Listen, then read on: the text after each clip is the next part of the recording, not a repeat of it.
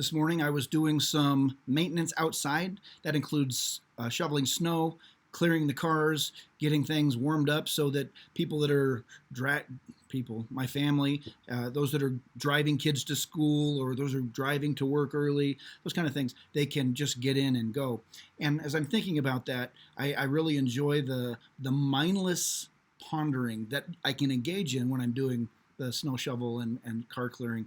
And the things that came to mind were Mike Mercer, our friend from Compassion First that was with us on Sunday, was talking about the fact that Christmas joy is something that a Christ follower gets to share year round. And as I was thinking about that, I'm thinking, yeah, and it wasn't even like yeah, you should do this. It was more of we have the opportunity to share Jesus with people year round. And really, he's the center of and the purpose for the season and for the joy people are experiencing, even if they don't know what that is.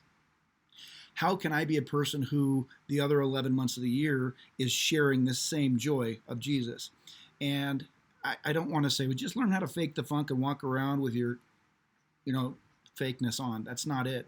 But I do think that there's a couple things that have stood out to me, and I'm pondering how this will work for me. Maybe it'll be something that works for you. Number one is to slow down. I'm always, when I'm running errands, I want to get them done. I don't want them to take a long time. I don't want to dilly-dally. I don't want to just putter along at a snail's pace. I want to get where I'm going, get the things done, and get back to the important stuff of work. And I realize that Jesus uses process so much in my life anyway. How much more could he use me in process as I'm going about my day if I will slow down and not just be in a hurry to get where I need to go and to get it done, but to be aware of what's going on around me? And that doesn't mean I'm stopping and talking to everybody, but to be aware and alert and looking for potential opportunities for me to engage with people and or to be kind or compassionate or even pleasant. That might sound like you're a really low bar. I don't think it's a low bar. I think it is a significant thing. Can I be pleasant to the people I come in contact with? Something else that I think goes a long way in spreading Christmas joy is if I've got something negative or something complaining or something that is not going well, that the world needs to hear about it, I don't take that to the world. I take it to Jesus in prayer. And really, it ties in with praying the Psalms, where we can say in a prayer, in a conversation, and yelling even, the things that we're thinking and feeling to Jesus, like the Psalms do. And it helps us to be in touch with what we are experiencing, what we are feeling, but it also helps develop an intimacy in our relationship with God. And it helps God to heal and to sanctify what's going on inside of us, so people don't just get the wide open fire hose of unbridled frustration or whatever other negative emotion might be pouring out of you at any given time, which then makes it even better when we are able to then speak to people. We're speaking that our words would be, like apples of gold in settings of silver, like it says in Proverbs, but that they're carefully chosen and that they're meant to bring life and not to tear down.